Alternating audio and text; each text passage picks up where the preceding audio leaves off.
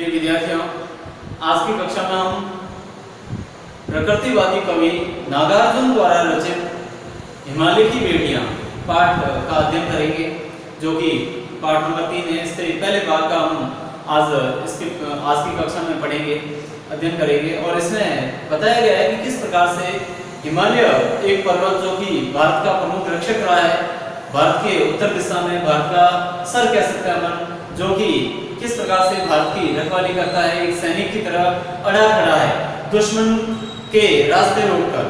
तो उसके भी संतान है, अर्थात यहाँ पर कवि ने एक बताया गया है कि किस प्रकार से हिमालय की भी संतान है और बेटी किसको कहा है, वो इस पाठ के माध्यम से अपन पढ़ेंगे कि हिमालय से निकलने वाली नदियां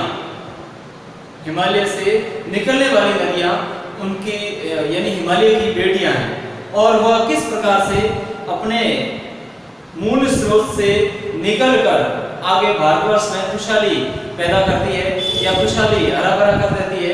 ये कवि ने यहाँ पर बताया है। एक प्रकृतिवादी कवि होने के कारण उन्होंने यहाँ पर प्राकृतिक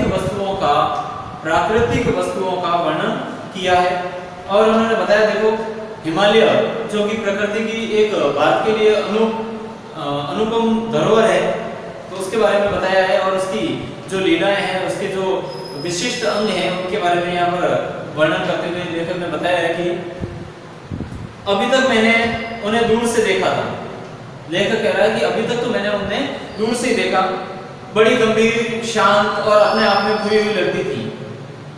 ये हिमालय की बेटियों के बारे में वर्णन करते हुए कवि कहता है कि अभी तक मैंने उनसे दूर से देखा और बड़ी शांत थी और गंभीर थी और अपने आप में खोई हुई चल रही थी।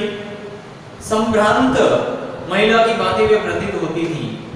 संभ्रांत महिला, जिस प्रकार से एक महिला अपने ही सजे समरे रूप में अपने ही ध्यान में चलती रहती है, इसी प्रकार से मैंने भी उन नदियों को भी, हिमालय की बेटियों को भी इसी प्रकार से समझा। उनके प्रति मेरे दिल में आदर और श्रद्धा के भाव थे। उनके प्रति यानी हिमालय की बेटियों के प्रति लेखक कहता है कि मेरे मन में श्रद्धा और प्रेम का भाव था, आदर का भाव था। माँ और दादी, मौसी और मामी की गोद की तरह उनकी धारा में डुबकियां लगाया करता था। जिस प्रकार से माँ और मौसी, दादी और नानी की गोद में बैठकर हम अटखेलियां खेलते हैं, ठीक इसी प्रकार से लेखक कह रहा है कि मैं उनकी गोद में, उनकी बहती हुई धारा में डुबकियां लगाया करता था। परंतु इस बार जब मैं हिमालय के कंधे पर चढ़ा, लेखक एक बार हिमालय की यात्रा के लिए गए, तो वहां पर देखा कि जब वो कंधे पर गए, अभी तक चोटी पर नहीं पहुंचे, यानी हिमालय की कुछ ऊंची चोटियों पर पहुंचे, तो वे कुछ और रूप में सामने थी। तो वे हिमालय की जो बेटियों की यहाँ पर वर्णन किया गया है, बताया गया है, जिक्र किया है, तो उनका रूप वहां पर कुछ अलग था। मैं हैरान था कि यही दुबली पतली गंगा, यही यमुना, यही सतलज समतल मैदानों में उतरकर विशाल कैसे हो जाती है। वहां पर बहुत दुबली पतली जो इनके रूप में निकल रही थी, गंगा, यमुना, सतलज, यही नदियां मैदानों में पहुंचकर इतनी चौड़ी क्यों हो जाती है, विशाल कैसे हो जाती है।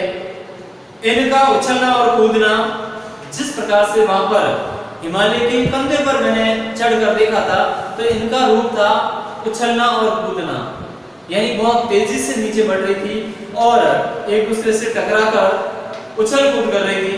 खिलखिलाकर लगातार हंसते जाना, खिलखिलाकर यानी अटखेलियां करना। नदियों के जब पहाड़ों से टकराती हुई नीचे आती है, तो उसके पानी की जो आवाज आती है, कलकल की आवाज, इनकी यह भावभंगी, इनका यह उल्लास कहाँ गायब हो जाता है, मैदान में जाकर। लेखक कह रहा है कि जब मैं हिमालय के ऊपर देखता हूँ, कुछ ऊपरी स्थानों पर जाकर, तो इस प्रकार से जो इनकी अटखेलियां होती है, वो मैदानों में जाकर गायब क्यों हो जाती है। किसी लड़की को जब मैं देखता हूँ, किसी कली पर जब मेरा ध्यान अटक जाता है, तब भी इतना कुतूहल और विस्मय नहीं होता जितना कि इन बेटियों की बाल लीला देखकर।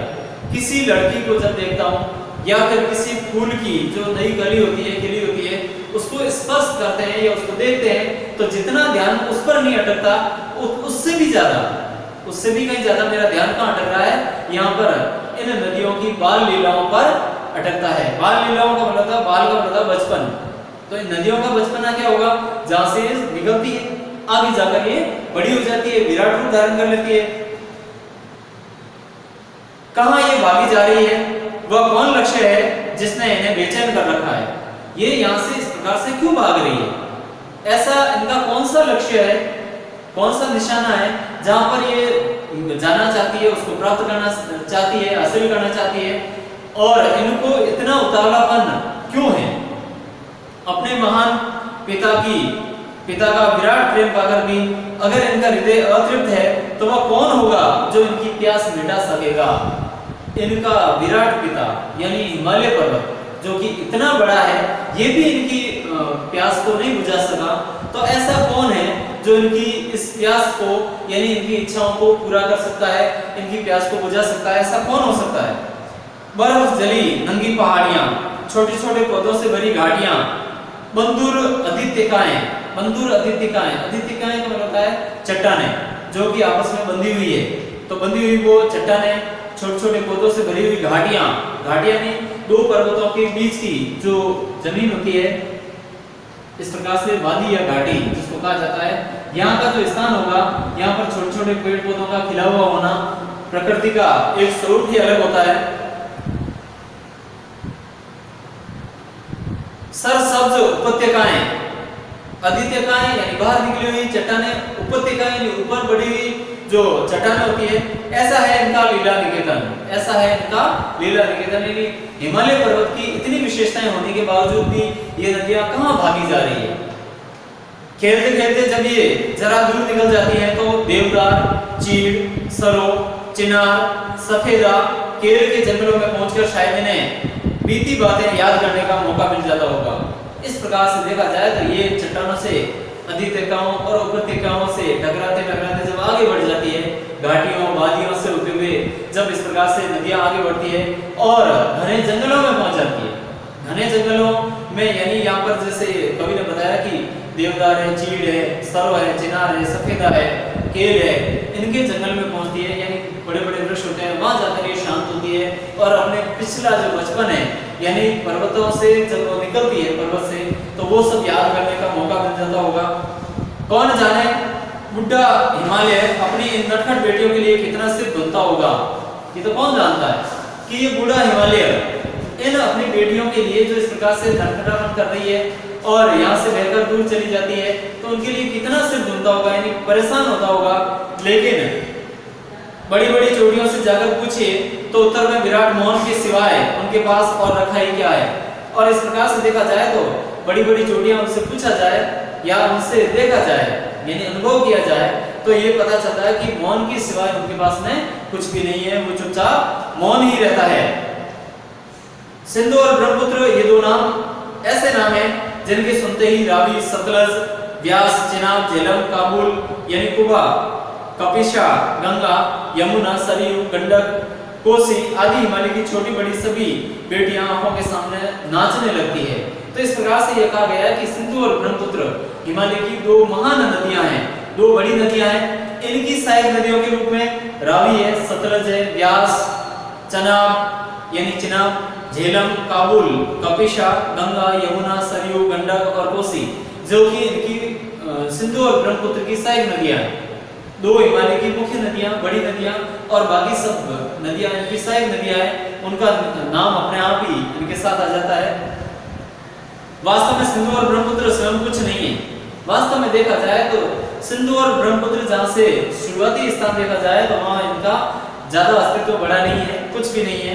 दयालु हिमालय की पिघले हुए दिल की एक एक बूंद न जाने कब से इकट्ठा होकर इन दो महानदों के रूप में समुद्र की ओर प्रवाहित होती रही है। इस प्रकार से देखा जाए तो हिमालय पर्वत पर बर्फबारी बहुत ज्यादा रहती है, बर्फ जमी रहती है, तो वहां पर बर्फ की एक एक बूंद पिघलकर कब इनका जो इतना बड़ा रूप हो जाता है, महानदों का रूप हो जाता है। नदी का यदि लिंग बदल दे तो होता है नद, और नद का भी बहुत बड़ा रूप होता है तो उसको कहते हैं महानद। तो ये महानद का रूप धारण कर लेती है। कितना सौभाग्यशाली है वो समुद्र जिससे पर्वतराज हिमालय की इन बेटियों का हाथ पकड़ने का श्रेय मिला। यहाँ पर व्यंग्य करते हुए कवि ने बताया है कि कितना वो भाग्यशाली समुद्र होगा जिस समुद्र से ये जाकर मिलती है। वो समुद्र कितना भाग्यशाली होगा कि इस इतनी महान नदियां जो कि एक महान पिता हिमालय की बेटियां, उनका हाथ पकड़ने का श्रेय मिला है, एक उसको मौका मिला है। तो इस प्रकार से देखा जाए तो इस पाठ के माध्यम से कवि ने हमें ये प्रकृति के जो सौंदर्य का वर्णन किया है, उसका अनूठा दृश्य अपने सामने रखा।